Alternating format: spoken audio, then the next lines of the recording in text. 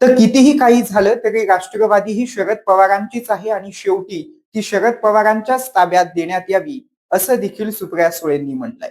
काँग्रेस पक्ष हा फक्त आणि फक्त शरदचंद्र पवारांसाठी मागतेय, कारण का शरद पवार त्याचे फाउंडर मेंबर आहेत. प्रत्येक कागदपत्र हा शरद पवारांच्याच बाजूने आहे. तर लीगल राईट कुणाची आहे त्या पक्षावर, तर ती फक्त एका माणसाची आहे ज्याचं नाव शरद पवार. त्याच्यानंतर त्यांनी तो पक्ष कुणाला द्यावा, त्याचं काय करायचं हा अधिकार त्यांना आहे ना ॲज अ प्रेसिडेंट. शिवसेना आणि राष्ट्रवादी काँग्रेस पक्षावर अतिशय चुकीच्या पद्धतीने अन्याय हा केला का इलेक्शन कमिशननी, तर केला. उद्धवजींची केस तीच आहे. त्याच्यामुळे उद्धव ठाकरे आणि शरद पवारांवर इलेक्शन कमिशन आणि त्याच्या मागची जी अदृश्य शक्ती आहे त्या अदृश्य शक्तीचा गैरवापर करून दोन संविधानिक गोष्टी या मोडून काढण्याचा पाप त्यांच्यावर आहे.